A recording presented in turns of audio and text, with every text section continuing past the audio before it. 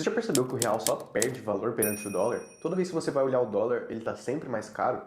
E hoje eu vou te mostrar não só o porquê disso acontece, porque não basta você saber de um fato, você tem que saber o que fazer perante a isso. Afinal, você não quer afundar junto com o real como um belo patriota. Eu sei que você quer preservar o seu poder de compra e eu imagino que você, assim como eu, goste de ganhar dinheiro nesse mercado. E nesse vídeo eu vou te mostrar não só quem são os culpados e por que o real se desvalorizou tanto com o passar do tempo, mas também como você preservar o seu poder de compra e, além disso, ter um ganho real perante a inflação e também perante o dólar. Então, bora pro vídeo. Então, aqui eu desenhei dois gráficos para vocês entenderem o problema do real de longo prazo. Por quê? No começo, o real ele foi um sucesso. Por quê? Nós estávamos lá nos idos de 1990, 1980, que foi a época da hiperinflação brasileira, em que nenhuma moeda que criavam conseguia parar a hiperinflação. Ou seja, você não conseguia construir um plano de longo prazo em uma empresa, de investimento, de pensar no amanhã, em um ano, em um mês.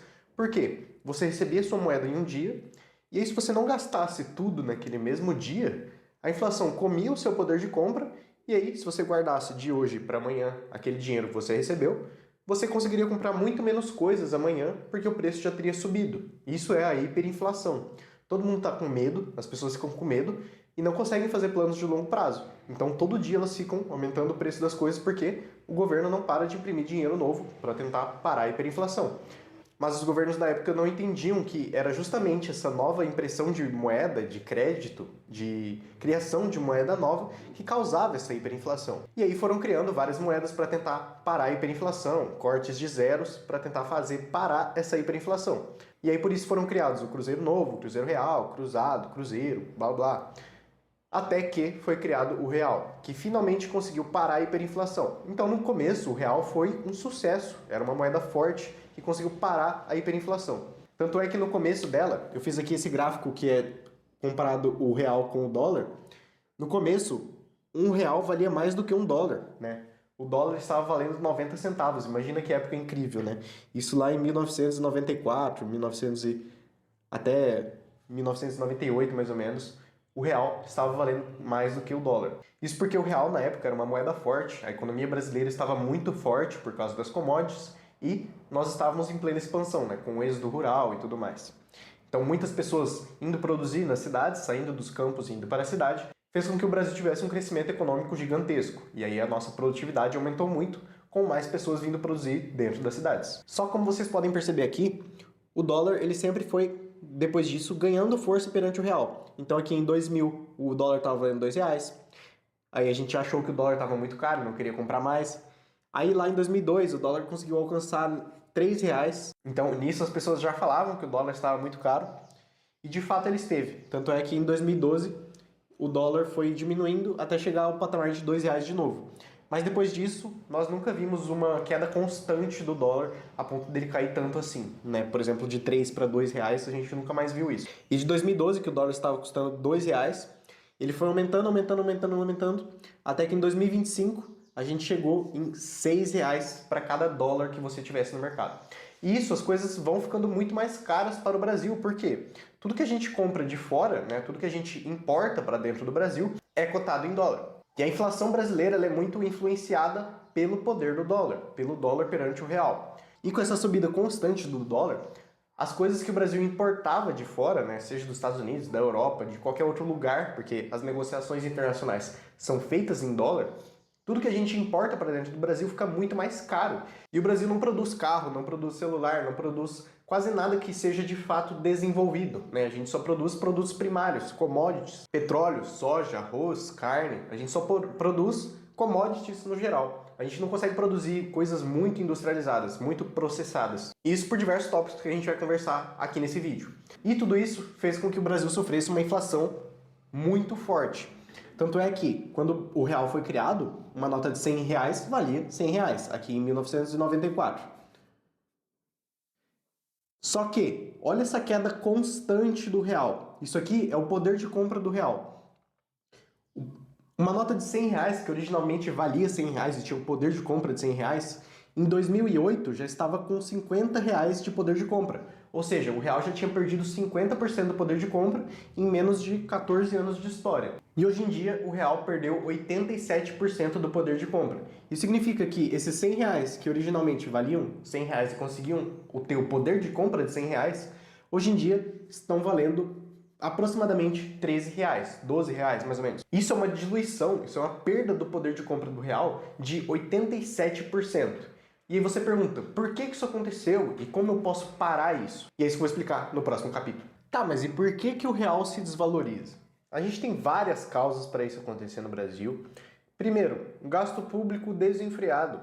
O governo gasta como se não houvesse amanhã, como se ele conseguisse, e ele realmente consegue, imprimir reais. Só que ele não entende que a consequência dessa impressão de reais, ou seja, a criação de real novo para pagar as dívidas do governo, causa essa inflação constante que temos no Brasil. E com essa inflação, você aumenta a incerteza. As coisas ficam mais incertas. Como que você vai fazer um plano de longo prazo se você não sabe qual vai ser o amanhã? O que vai acontecer daqui a um ano? Isso nos conecta diretamente com as crises políticas. O impeachment da Dilma.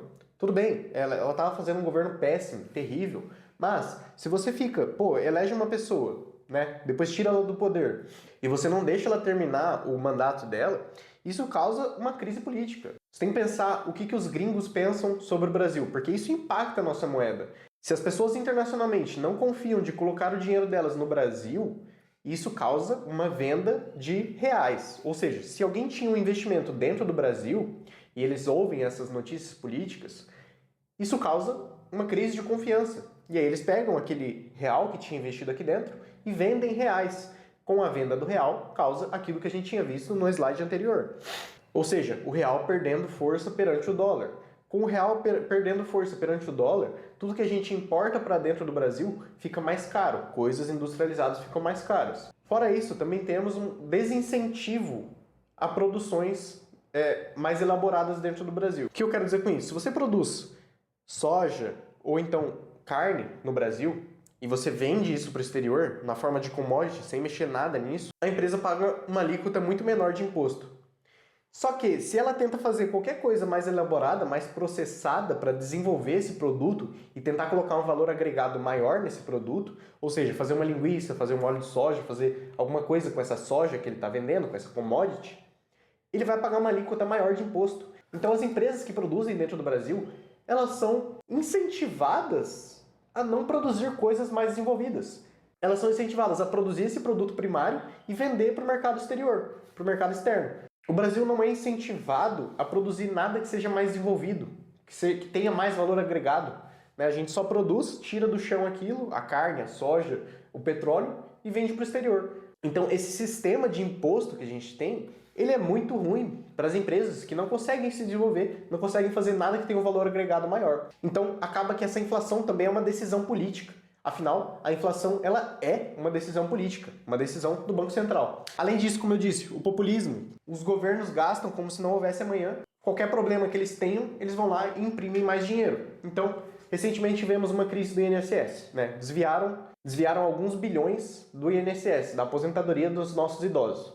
Como que eles consertaram isso? Eles foram atrás de pegar essas pessoas, instauraram uma investigação mais profunda? Não. Eles simplesmente colocaram um crédito extraordinário. O que é um crédito extraordinário? Imprimiram dinheiro novo para pagar isso. E o que acontece quando você cria dinheiro novo assim do nada?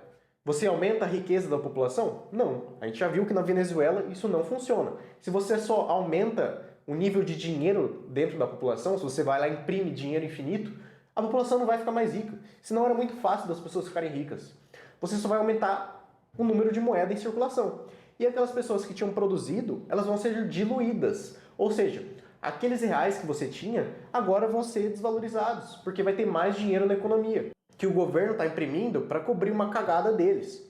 E isso o Bruno Perini ele mostra bastante no livro dele. Qualquer coisa que o governo faça, ele é beneficiado por imprimir dinheiro novo, por causa do efeito Cantillon. Se você não sabe qual é o efeito Cantillon, eu já expliquei em diversos outros vídeos aqui do canal, você pode clicar para assistir outros depois desse vídeo. E também os escândalos recorrentes, por exemplo na Petrobras, de escândalos de corrupção. Então tudo isso vai causando uma má imagem do Brasil de que os gringos não conseguem confiar o suficiente na gente. Então o que isso causa? O Brasil tem que aumentar a taxa Selic, a taxa de juros do Brasil, o que significa a taxa de juros do Brasil? É o quanto que o Brasil vai pagar pela renda fixa dele. Ou seja, quanto que o governo brasileiro está oferecendo de juros para que as pessoas financiem a dívida dele, a dívida do governo, ou seja, a renda fixa soberana do Brasil.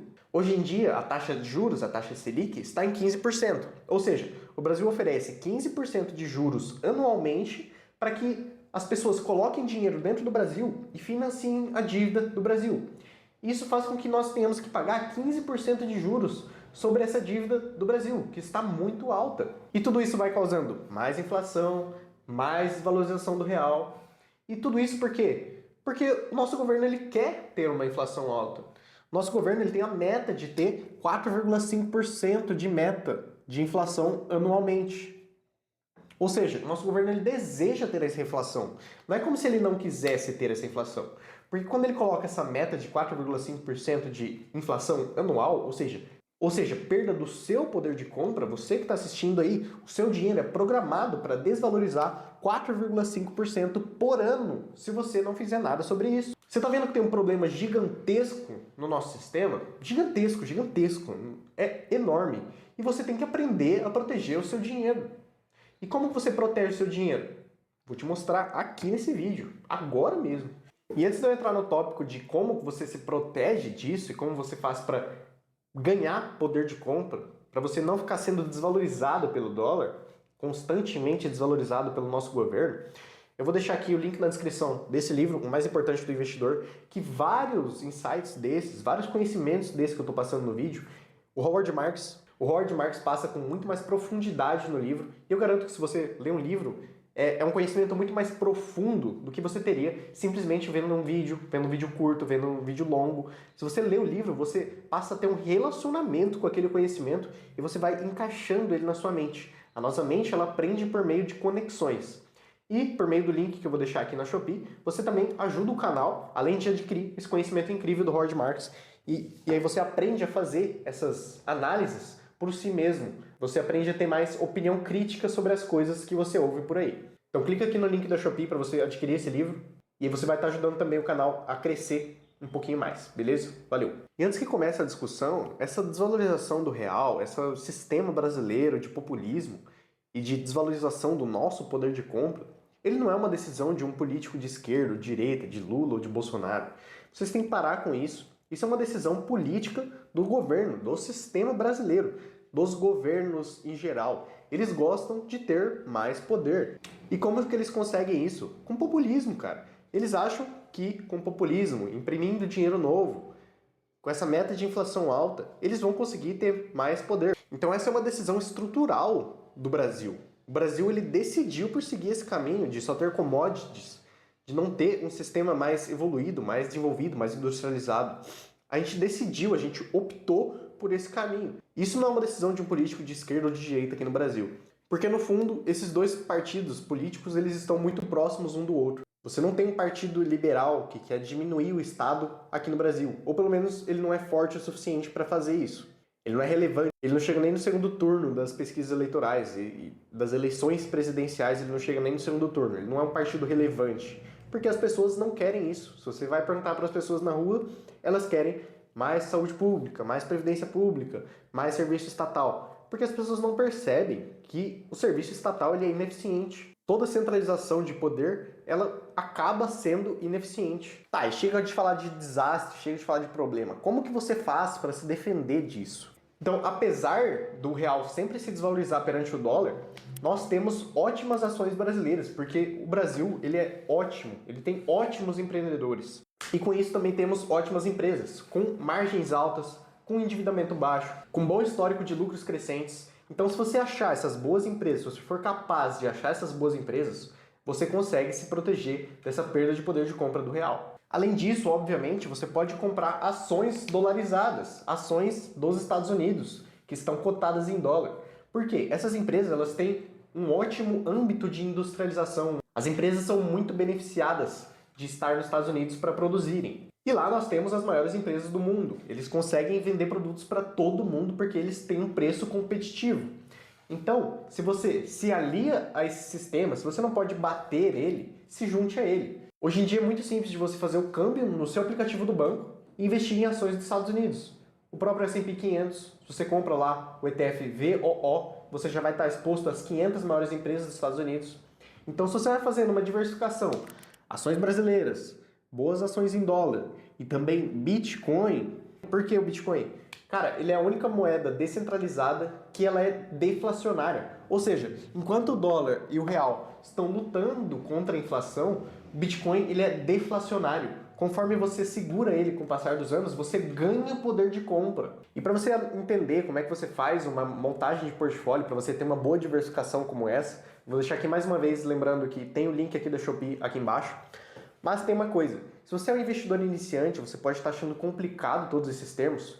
Justamente para isso, eu fiz esse vídeo aqui, em que eu mostro 3 investimentos para iniciantes, que você não precisa ter muito conhecimento e você já vai estar com uma carteira diversificada, com custo baixo, e é muito fácil de você achar esses investimentos lá na sua corretora, no seu banco, no aplicativo do seu banco. É muito fácil de você achar esses investimentos. E é um ótimo começo para quem está começando nesse mundo dos investimentos, para quem não sabe por onde começar. Clica lá nesse vídeo que eu tenho certeza que você vai gostar. Valeu?